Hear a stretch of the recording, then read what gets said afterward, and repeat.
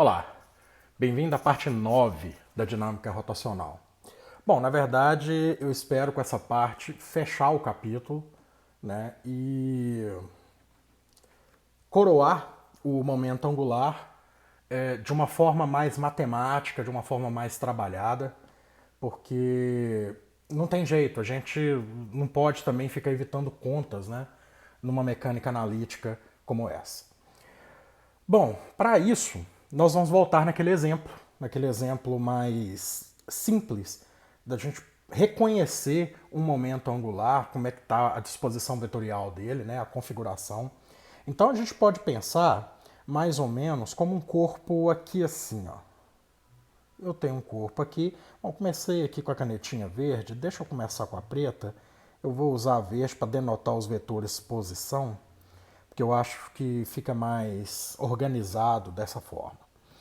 Bom, para variar, eu vou estabelecer uma origem arbitrária, né? Assim, eu escolho onde eu quiser essa origem.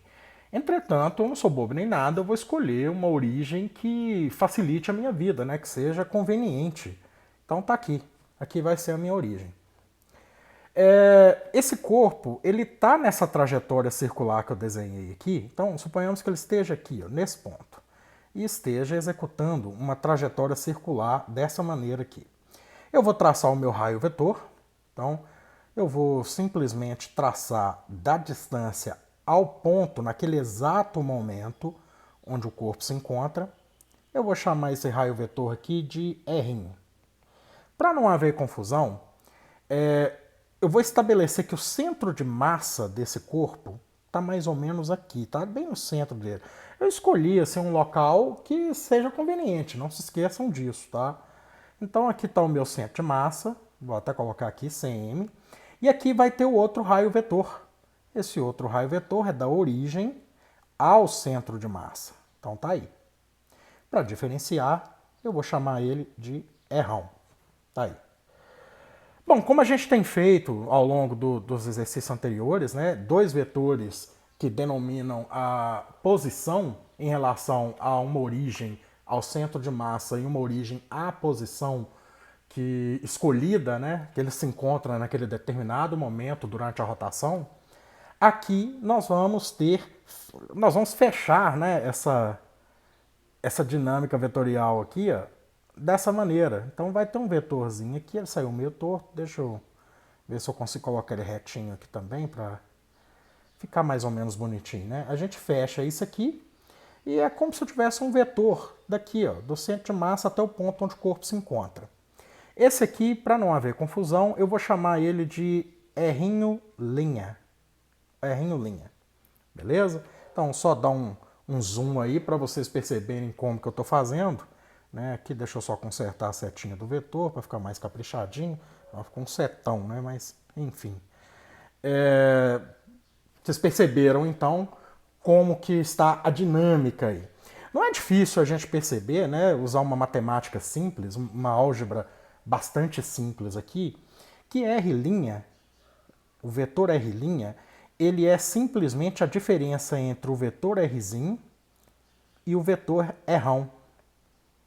A gente estabelece essa soma vetorial dessa maneira. Mas, na verdade, fica mais conveniente se eu isolar o R minúsculo, sem ser o R', obviamente. Né? Então, eu vou isolar aqui e nós vamos obter aqui uma simples soma do R' somado ao R'. Então, vetorialmente, isso está correto.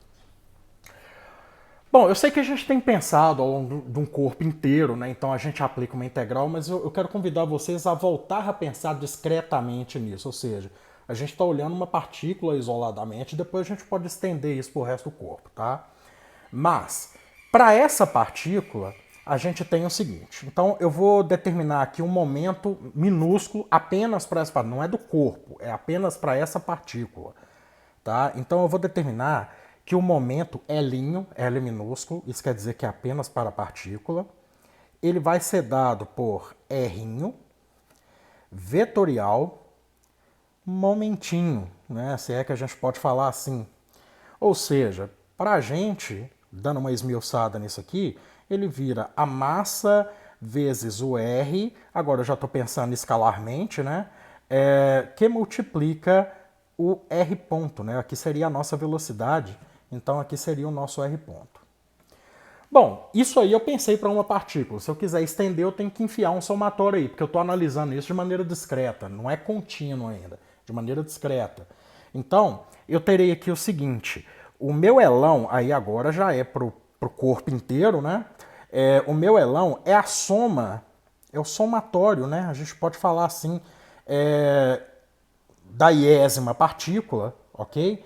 Em todos os seus Lzinhos, em todos os seus momentinhos angular, eu vou ter um momento angular total. Bom, eu vou parar de falar momentinho e tal, porque também vai enchendo o saquinho, né?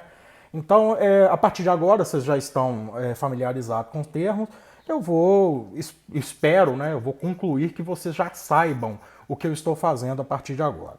Então, aqui, eu sempre vou ter, se eu considero que o somatório dos Lzinhos, eu tenho que considerar também o somatório dos Rs minúsculos da iésima partícula, vetorialmente aos momentos minúsculos também da iésima partícula.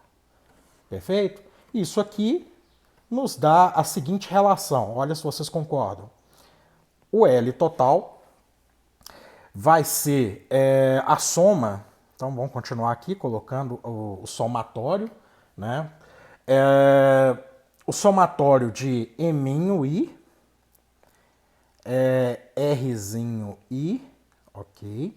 Vetorial Rzinho I ponto, que determina a nossa velocidade, tá? O diferencial da posição em relação ao tempo. Bom, concluindo essa coisa gigante aí, nós vamos chegar numa relação final que seria algo parecido com isso. O L final será igual a somatório de todos os M's, até da iésima partícula, tá aí, que multiplica R I ponto, claro, porque eu tenho que levar em consideração esse camarada aqui, ok? R I ponto, linha, mais Rão, ok, até aí tudo bem. Vetorial, agora R I, linha, ponto, claro, porque eu estou analisando a velocidade agora, mais o Rão, ponto também. Aí agora a velocidade em relação ao vetor Rão. Bom, dá uma certa esmiuçada e uma clareada nas nossas ideias, né? Porque eu ainda posso condensar essa relação última aí em algo parecido com isso. Então, continuando aqui, ó, siga a seta. Eu posso condensar isso como se fosse elão. Deixa eu pensar aqui. Elão é igual a somatório de MI. Ok. MI. O que mais? Agora eu vou destrinchar aquele produto aqui. Esse cara, deixa eu usar o outro recurso aqui. Esse cara vezes esse cara vezes esse cara vezes esse cara vezes esse. Então, olha se vocês concordam com o que eu vou fazer aqui. É um produto simples que vocês sabem fazer desde a 7ª série, creio eu, né? Então, aqui nós teremos algo mais ou menos similar a isso aqui, ó. RI, RI, linha, claro, que multiplica vetorialmente RI, linha, ponto, velocidade, mais RI, linha, vetorial, vezes, vetorialmente, né, no caso, R1, vezes R'inho I, linha, ponto, ok, deixa eu ver se eu não estou errando, ok, mais agora Rão vezes Rão, Rão vezes Rão Nesse caso aqui, errar um ponto. Beleza, agora vamos fazer uma análise de cada um desses termos que a gente abriu aí. Bom, antes de fazer essa análise, não tá legal assim, deixa eu condensar esse negócio um pouco mais, porque tem umas coisas assim que já fica mais fácil de serem observados, né? Por exemplo, se eu rearranjar essa fórmula aí, eu ainda posso achar uma coisa que fique mais claro para a gente. Ou seja, é como se eu tivesse aqui, agora pensando já no corpo todo, né? Tirando aquela notação da somatória das massas. Então eu vou ter uma massa gigante que multiplica o meu R, ok? Isso aqui que multiplica o Rzão, ponto, igual a gente abriu lá atrás, né? Igual a gente abriu aqui, não é isso? A gente abriu nesse termo aqui especificamente, certo? Continuando, o que mais que eu posso fazer aqui? Agora eu acho que eu vou ter que distribuir, né, essas massas em relação a cada termo aí, né? Principalmente os termos que aparecem repetidos. Então, acho que fica algo mais ou menos assim. Olha só, o somatório dado em I, lógico, eu estou trabalhando até I uma partícula, do MI, RI linha, isso mesmo? Isso mesmo. Bom, fecha o parêntese, vezes errão, ok, coloquei esse errão em evidência para esse termo aqui, somado com errão, que multiplica vetorialmente, agora o somatório para esses errinhos que sobram, né? Então seria o somatório também da iésima partícula de todos os mzinhos e os rzinhos e linha ponto. Eu acho que tá legal. A gente pode separar isso em termos agora para a gente analisar passo a passo. Bom, eu de cara eu já posso pensar numa coisa aqui. Olha se vocês concordam. Se eu olhei esse cara aqui, ó, errão vetorialmente, errão ponto. Isso aqui, na verdade, eles são os mesmos. Por quê? Ele vai ser o mesmo para qualquer partícula. Por quê? Porque eles podem ser evidenciados, né, apenas com relação ao centro de massa. Então, por isso que eu coloquei eles aqui, para a gente não ter assim muito trabalho na hora de ficar fazendo essa conta, abrindo ela demais, senão haja folha de caderno. Mas isso aí facilita bastante a vida nossa, tá? Então, que isso fique bem claro, eles são o mesmo para qualquer partícula e ele pode ser evidenciado aí sem o menor problema. O outro termo que está aqui, deixa eu mudar a cor. Esse outro termo que está aqui, ó, esse aqui, o que ele quer dizer? Olha, se a gente continua usando o centro de massa em relação à origem, né, essa posição, quando a gente está na perspectiva da origem, ele é o próprio centro de massa. Ou seja, se eu pegar a contribuição apenas do centro de massa e marcar o centro de massa como se fosse a minha própria origem, ele é o próprio centro de massa. Então, assim, na verdade não faz sentido esse somatório. Então, esse cara aqui, ó, vai zerar, tá? Então, aí eu não tem utilidade para isso, uma vez que eu escolho o centro de massa como meu ponto original. E não é essa, eu escolhi um ponto fora. Então, sob o ponto de vista apenas do centro de massa, não rola. Tem mais um termo aí que também eu acho que vai zerar. Vamos fazer a análise dele rapidinho aqui. É esse outro somatório aqui, ó. Esse outro somatório, vamos ver do que ele se trata. Bom, ele está falando do RI', ponto, ou seja, é a velocidade. Se ele está tratando a velocidade apenas em relação ao centro de massa, não se esqueçam que eu estou olhando só esse cara aqui, ó. Só em relação ao centro de massa, tá? É como se eu tivesse marcado a origem aqui, beleza? Então também não faz sentido esse carinha aqui, não. Esse cara ele vai acabar zerando. Por quê? Porque eu escolhi o próprio centro de massa como origem nesse caso, né?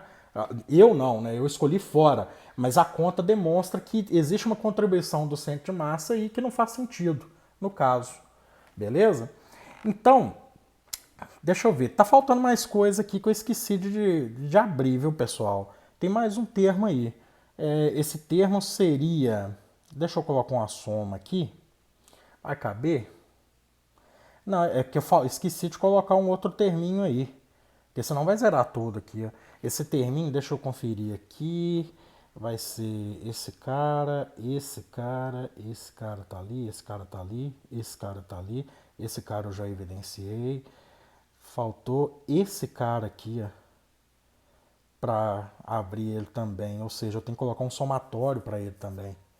Então, se eu vou colocar um somatório para ele também, eu vou colocar aqui embaixo, tá? Sigo mais aí. O somatório dele será somatório também em relação à iésima partícula do R linha I, perfeito? Vetorial MI R linha I ponto. É isso mesmo? Por quê? Agora sim, agora começou a fazer sentido. Porque esse cara que está aqui agora, ó, só esse R que está aqui, ó, esse RI, né, linha, ele é um vetor posição. E se ele é um vetor posição da iésima partícula, usando, né, ele vai usar preferencialmente o centro de massa como referencial. Mas ele, no caso aí, ele consegue não zerar porque ele está certificando apenas a posição, ele não está certificando só a velocidade. Aí quando eu faço a multiplicação vetorial dele pelo outro termo, que seria esse aqui, ó, por esse outro termo aqui, ó, aí esse cara aqui, ele já simboliza, bom, é m' e ponto, né? Ou seja, é o momentum, né? É o momentum da iésima partícula medida no referencial do centro de massa. Ou seja, ele não zera. Bom, se esse cara aqui zerou, então vamos separar isso aqui de uma maneira que fique plausível. Se esse cara aqui zerou e esse cara aqui zerou, vamos escrever o que sobrou de fato nessa relação. Então vamos colocar aqui o que sobrou mesmo. Eu tenho como momento total, né, deixa de verde mesmo, eu tenho como momento total, nesse ponto de azul aqui, que seria o Rão, MR aí no caso seria o momento da partícula, né? MR ponto seria o momento da partícula. Então ele teria aqui um Rão, ótimo, que multiplica o momentum total. Tá aí, eu já vou deixar como P. Beleza? E somando o resto, seria algo que o único que não zerou nesse termo aí foi esse último aqui, né? Então a gente vai fazer o seguinte, vai colocar o somatório dele, tetraiésima partícula, RI, linha, claro, vezes MI, RI, linha, ponto. Isso, pronto. Aqui eu tenho todo o meu aparato necessário para calcular o momento angular total de todas as contribuições. Por que eu falo todas as contribuições? Porque esse primeiro ponto, Rão e Pzão aqui, eles são a contribuição apenas do centro de massa, beleza? Então ele recebe até um nome legal para isso, que a gente vê mais na física quântica, inclusive, né? Essa primeira parte aqui, ó, é o que a gente chama de momento angular orbital. Vamos colocar assim, orbital. E o restante, deixa eu mudar a cor da canetinha, deixa eu ver aqui, vai esse rosa. Esse restante aqui, ó, ele é o que a gente vai chamar de momentum spin. Por que spin? Bom, spin vem de girar em torno de si mesmo, né? Ou intrínseco, né? Ele também é conhecido como momento angular intrínseco, porque aí ele não é a contribuição do próprio centro de massa, ele é a contribuição em relação ao centro de massa. Então, quando eu pego essa partícula aqui, ó, esse ponto aqui seria a minha contribuição em relação ao centro de massa. E isso aqui é a minha contribuição do centro de massa, perfeito? Então, o momento angular total, ele tem que ser dividido entre esses dois pontos aí. Tá certo?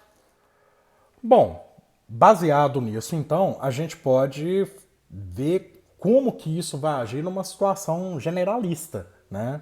E nessa situação, a gente pode voltar a escolher um eixo fixo na forma discreta ainda. Por exemplo, eu vou ainda continuar com essa notação de somatório, tá? De distribuição discreta dessas partículas. Bom, vamos pegar uma coisa mais tranquila de ser trabalhada, né? Uma coisa que já vem como exemplo clássico quando se trata de dinâmica rotacional. Eu tenho um corpo, esse corpo é um corpo completamente disforme, né? Ou seja, a forma dele nesse momento não importa. E eu vou fazer uma análise tridimensional desse corpo, beleza? Então é como se eu tivesse aqui em cima um eixo Z, ele fura o corpo aqui em algum ponto, né? Pode ser aqui, né? Aí ele vai para e atravessa o corpo aqui, como se eu tivesse uma batata, né? É como se eu estivesse espetando uma batata, até parecendo uma batata realmente. Claro, aí de maneira arbitrária eu vou pegar um ponto aqui que passa por onde ele furou ali, porque eu acho que vai ser mais fácil. Então eu vou pegar aqui um outro eixo aqui. Deixa eu ver aqui se vai fazer sentido. Vai. Aí aqui assim, vou tentar aqui dar uma perspectiva tridimensional desse corpo, né? Não é a minha especialidade não, mas eu acho que vai servir para ilustrar o que a gente precisa. E, bom, esse aqui pode ser o meu eixo Z, né? A gente, para não ferir nossos sentimentos aí, esse cara aqui eu posso chamar de X. Bom, e claro, perpendicularmente a ambos, eu tenho o meu eixo Y. Então deixa eu só ver se eu não faço uma bagunça aqui, pessoal. Olha aí. É difícil desenhar nesse aplicativo. Mas acho que deu para o gasto. Então aqui nós temos o nosso eixo Y. Ali está a nossa origem. Bom, eu vou pegar... É como se eu pegasse essa batata, onde estão cortando os três eixos ali, eu fizesse um corte seccional nela. Beleza? Então vai ficar uma coisa mais ou menos assim. Deixa eu ver aqui. Algo... Nossa, agora eu não quero reta não. Deixa eu ver aqui. Vai ficar algo assim, ó. Vou tentar ao máximo aqui ser fiel. Geralmente eu escolho, né, um ponto, uma figura já de um livro para poder trabalhar, porque as figuras elas já têm uma noção de perspectiva bem melhor, né? E vou escolher um ponto em relação a ele. Eu vou escolher um ponto em Y, pode ser? Convenientemente eu vou escolher um ponto aqui. E claro, né, eu vou pegar um centro de massa, já que é uma batata, né, como se fosse uma batata. O centro de massa, suponhamos que seja mais ou menos aqui, ó. Beleza? Aqui está o centro de massa desse corpo. E eu tenho a distância do centro de massa ao ponto escolhido, então deixa eu já colocar esse raio vetor aqui, ó. Tá aqui, ó. Esse aqui é o meu R da iésima partícula em relação ao centro de massa. Beleza, esse corpo está girando, certo? Se ele está girando, deixa eu só colocar aqui então, denotar que existe um giro aqui, ó. Ele está girando em torno aqui de Z. Se ele está girando, essa partícula de vermelho vai descrever um círculo certinho, não vai? E se ela descreve um círculo certinho, claro, vai exercer torque, vai exercer momento angular. O fato de girar, né, já vai nos dar todo esse aparato, esse arsenal para poder resolver. Então, usando essa notação que nós obtivemos no desenvolvimento anterior, a gente vai ter o seguinte, olha se vocês concordam. O momento total, então vamos colocar assim o elão, vai ser o somatório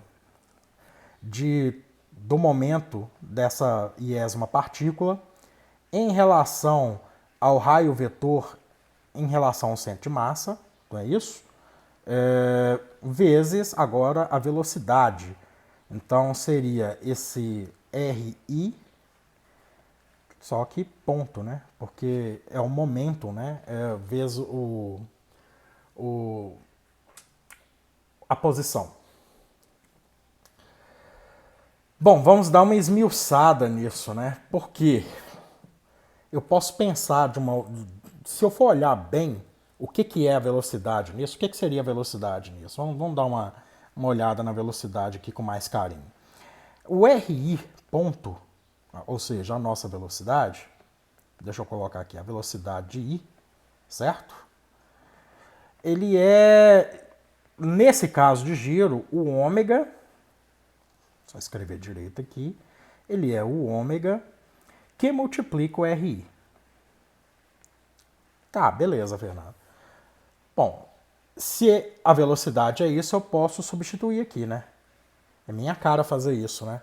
Então, dessa forma, o momento angular, ele vai virar essa relação aqui, olha só. L vai ser o somatório de todas as massas MI, RI, vetorial aqui, que multiplica ômega vetorial RI. Beleza. Bom, isso aqui já é um excelente ponto de partida, porque a partir daqui eu posso desenvolver uma porção de coisas. Vamos ver do que se trata realmente assim. Se a gente assumir um caso bem simples primeiro, a gente pode tentar deduzir as componentes de RI e RI ponto, tá? Então, e também do W, né? Do ômega, desculpa. E também do ômega. Mas, vamos ver. Deixa eu ver aqui o que eu posso fazer. Eu determinei já desde o início que ele gira em torno de Z. Então, o meu ômega, na verdade, ele está em Z. Se a gente fizer a regra da rotação, ele vai estar em Z. Então, o meu ômega é ômega na direção Z. Z chapéu. Certo? O que é o meu RI? O meu RI, vocês estão escutando um chiado aí, para variar, chuva. Abençoada chuva. O meu RI vai ser XI. Bom, aí eu tenho que fazer para todos os eixos, né? XI na direção X, YI na direção Y e ZI na direção, obviamente, de Z. E eu posso pensar de maneira bem similar para o R ponto, né? O meu R ponto da iésima partícula vai ser algo similar, só que ao invés de XI vai ser X ponto para todo mundo, né? Então eu vou só copiar isso aqui para a gente não perder muito tempo. E em cima de todos os X, eu vou colocar X ponto. Opa! Vou colocar X ponto, Y ponto e Z ponto. Ótimo, Fernando. Então, você já deu uma esmiuçada aqui, e isso aqui já é bastante coisa. Isso aqui já dá pra gente brincar a valer. Bom, agora nos resta achar o produto vetorial, né? Ou seja, a gente precisa achar todo esse produto vetorial que a gente estabeleceu aqui. Bom, vamos começar pelo nosso ômega ali, então, que eu acho que é a escolha mais óbvia no momento. Aqui no nosso ômega, vamos colocar assim, ômega vetorial RI. Ômega vetorial RI. Isso aqui, olhando sob o ponto de vista dos três eixos, vai ser ômega XI na direção Y. Por que, que vai ser dessa maneira? Porque, prestem atenção, isso aqui é um joguete. Quando eu multiplico o eixo Z, aí é produto vetorial, vocês vão lembrar um pouco das suas aulas de álgebra linear. Quando eu pego alguma coisa que está no eixo Z, que é o meu ômega, e multiplico pelo que está no eixo X, ou seja, alguma coisa só em Z pelo X, vai dar Y. Ok? E a gente pode seguir a linearidade desse raciocínio. Por exemplo, se eu multiplicar agora esse Z aqui pelo Y, vai ter que dar x. Só que o negócio é o seguinte, se a gente olhar a nossa figura aqui, a tendência do corpo é ir para menos y no giro, né? Então a gente tem que ficar esperto com isso aí. Então aqui não vai caber um sinal de mais, e sim um de menos. Então aqui seria menos ômega yi na direção x. Tá aí. E vamos lá agora. O z que multiplica o z, aí dá zero. É o eixo o eixo vetorialmente, o eixo mesmo. Isso aqui vai dar zero. Então, nesse caso aqui, é simplesmente somar com zero. Ótimo. Não tem problema. A gente já definiu aqui de uma forma bacana, assim, pelo menos uma metodologia bacana para achar esses produtos vetoriais de uma forma mais rápida e fácil. Beleza? Bom, agora eu vou pegar o meu RI, que é esse cara aqui, né? Porque agora eu tenho que pegar esse cara aqui e multiplicar por isso que eu acabei de achar aqui, certo? Isso que eu acabei de achar, vamos colocar dessa forma aqui, ó. Esse cara aqui, que eu tô achurando aqui de amarelo, né? Tô colocando o highlight de amarelo aqui, é esse cara aqui, ó. Beleza? Como se o próprio resultado disso já não fosse óbvio. Agora, eu vou pegar esse cara aqui, ó, que é o meu RI, e vou multiplicar por esse amarelo. Ou seja, eu vou pegar esse cara aqui agora e multiplicar por isso. Beleza? Mãos à obra. Vamos ver o que vai dar. Então, seria algo mais ou menos assim. RI que multiplica W, vamos só colocar aqui certinho, W vezes RI. W não, né? Ômega. Aí agora vamos fazer o mesmo esquema. Vamos lá. X que multiplica Y vai ter que dar Z, né? Então, eu terei aqui W que multiplica xi ao quadrado, que é x vezes x, não é isso? X vezes x, exatamente. É esse cara aqui vezes esse cara aqui. Então vai ter que ficar x2. Que mais? Eu estou multiplicando z vezes... Aliás, estou multiplicando x vezes y, vai ter que dar z. Ok. Então aqui vai dar z. Vamos com calma aqui para a gente não perder o raciocínio. Depois eu vou ter que multiplicar. Quem mais aqui? Eu vou ter que multiplicar x. É isso mesmo? X por x dá zero. Não tem nem que pensar. Então eu já vou botar aqui mais zero. Vamos mais outro aqui agora. Seria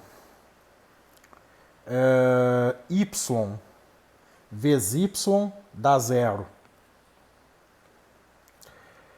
Quem mais? Y vezes x. Aí aqui vai dar z. De novo, claro.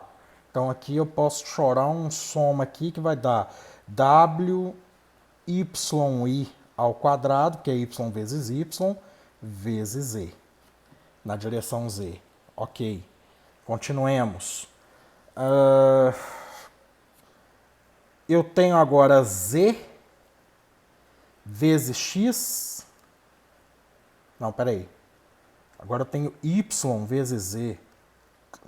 Y vezes zero já foi. Agora z. Agora eu começo tudo com z. Z vezes y. Vai dar x. Só que o x, a tendência é ir para o lado negativo dele. Eu vou ter sempre que colocar um menos, né, de acordo com o que a gente estabeleceu inicialmente ali. Então aqui vai caber um menos. Ômega xi, zi, claro, na direção x, ou seja, x chapéu. Vou dar uma continuada ali. Deixa eu ver se está saindo o vídeo aí, tá. Vou dar uma continuada ali embaixo. Vou esconder esse aqui não, que eu preciso desse resultado. Agora, por último, eu vou ter... Multipliquei esse cara aqui por x. Aliás, multipliquei esse cara aqui por y, deu x. Agora eu tenho que multiplicar esse cara aqui por x, vai ter que dar y. Né? E como ali já está negativo, eu vou ter que manter o negativo. Então, na verdade, isso aqui não pode ser nem uma soma, não. Ele vai ter que virar menos. Então, isso aqui vai resultar em menos WZI, é isso mesmo? YI na direção Y. Deixa eu conferir. Isso mesmo. Pá. YZ da X, XZ da Y, certinho. Bom, parece que eu não estou tendo problema nisso não. Se vocês, por acaso, no vídeo, vocês conseguirem enxergar algum erro, por favor, me mandem a mensagem que eu coloco a errata. Beleza? Bom, uma vez feito isso, então agora a gente pode voltar ao vetor L, né? A gente pode agora voltar ao vetor L. O vetor L a gente estabeleceu lá em cima, que é esse camarada aqui, não é isso? Esse cara aqui. Então, é como se eu tivesse algo mais ou menos assim. Agora, colocando tudo isso que a gente achou aí, já tirando esses zeros aí da parada, né? Então, aqui vai ser L vetor angular, vai ser o somatório de MI. Deixa eu ver se eu consigo escrever isso de uma forma mais condensada. Eu vou botar todo mundo que está na direção X primeiro, tá? Então aqui vai ser esse cara aqui. Então só tem ele, não tem mais ninguém. Então vai ser menos ômega ZI XI na direção X. Agora todo mundo que está na direção Y. Direção Y parece que é só esse cara aqui também, né? Então, bora lá. Menos ômega ZI YI na direção Y. Ok. E agora os Z's, né? Os Z's tem dois. Tem esse cara aqui e tem esse cara aqui.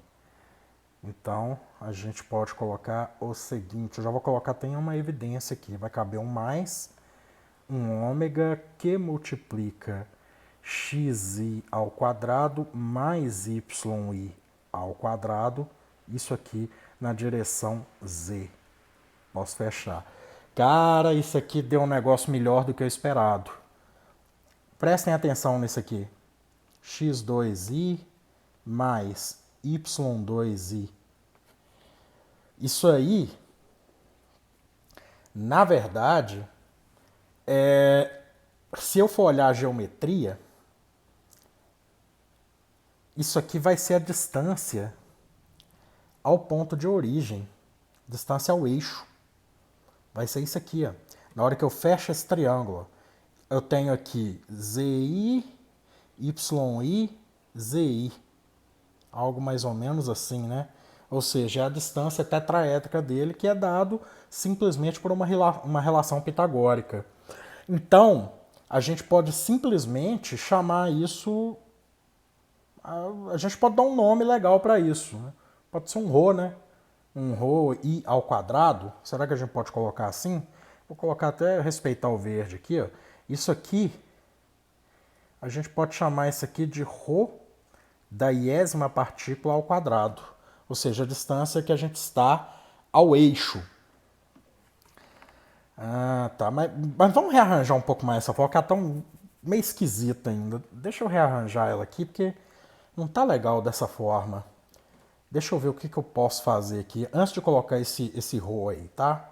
Vamos ver aqui, ó. L, ele pode ser o somatório da massa da iésima partícula. Eu posso tirar todos os ômegas disso aí e botar ele em evidência, né? Minha cara fazer isso. Vou colocar o ômega fora desse negócio aí. Aí vai sobrar aqui. Vou abrir aqui. Vai ser ZI, XI na direção X. Que mais?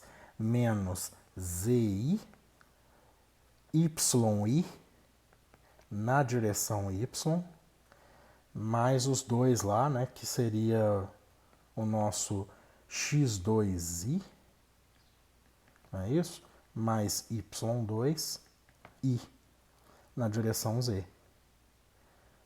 Ah, bacana isso, cara. Agora, se eu tirar o ômega disso aí, não.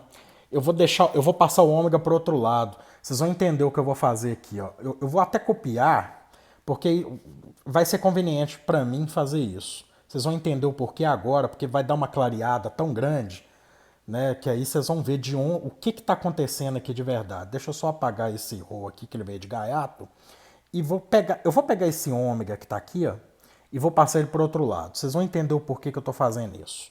Eu estou só mudando ele de lugar ali, tá, pessoal? Então eu vou deixar ele aqui no final, porque aí vocês vão perceber o que está acontecendo.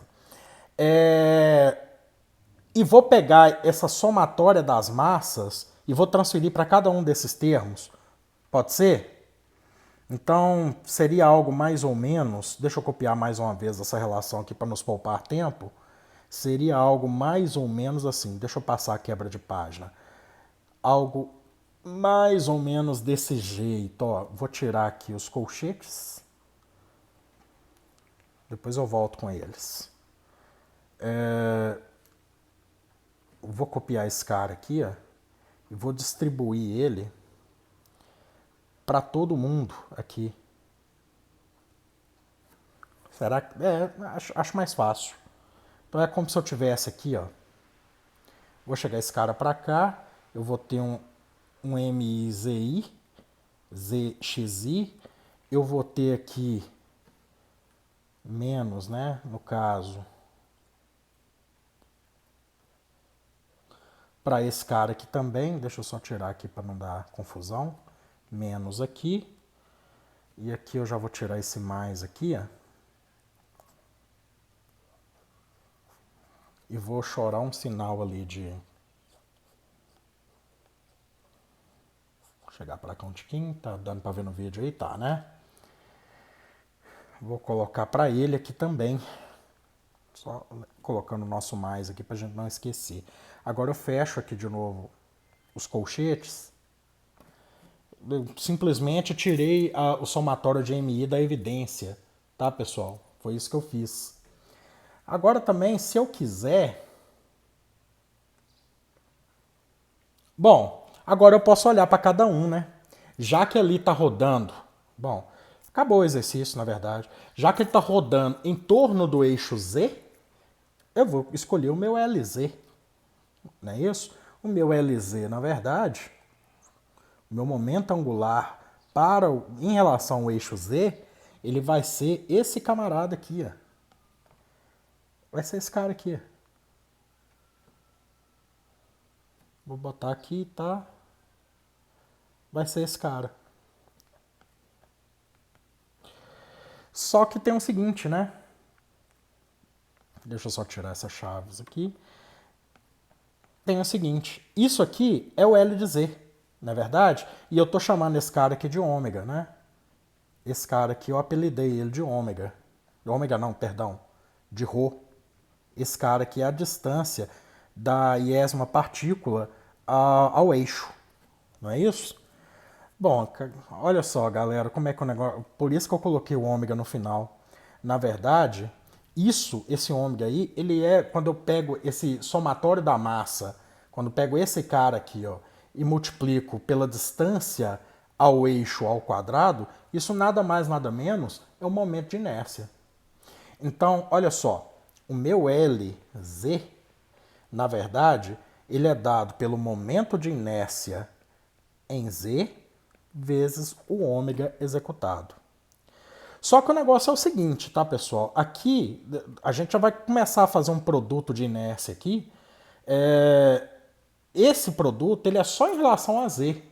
Então, seria o produto de inércia do eixo Z em relação a Z mesmo, do momento angular Z em relação ao eixo Z. Então, geralmente, esse Z, ele aparece aqui dobrado. Por quê? Porque Porque eu posso ter o momento de inércia em relação, do eixo Z em relação a X, o momento de inércia do momento Z em relação a Y, né? Então seria aqui o momento de inércia do Z em relação a X, o momento de inércia do Y, aliás, perdão, do Z em relação a Y e por aí vai. E aqui a gente achou o momento de inércia do Z em relação ao eixo Z.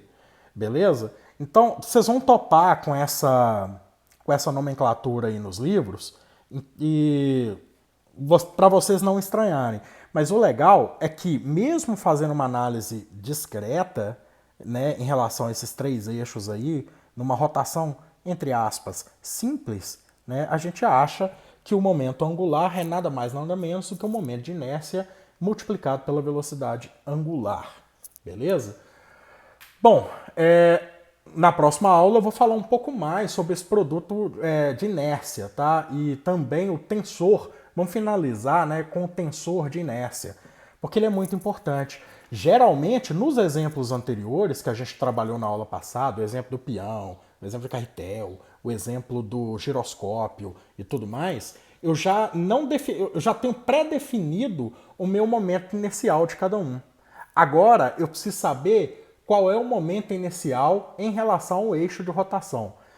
Olha bem essa caneta. Eu posso girar essa caneta em torno de Z, mas posso girar ela também em torno de X, ou posso girar ela em torno de Y. E aí muda completamente o momento de inércia. Por isso que eu tenho que fazer essa especificação aqui, ó, o momento de inércia do eixo da rotação Z em relação ao eixo Z, ok? E nós vamos fazer isso. Na próxima aula, nós vamos fazer isso com mais propriedade. Então, até lá.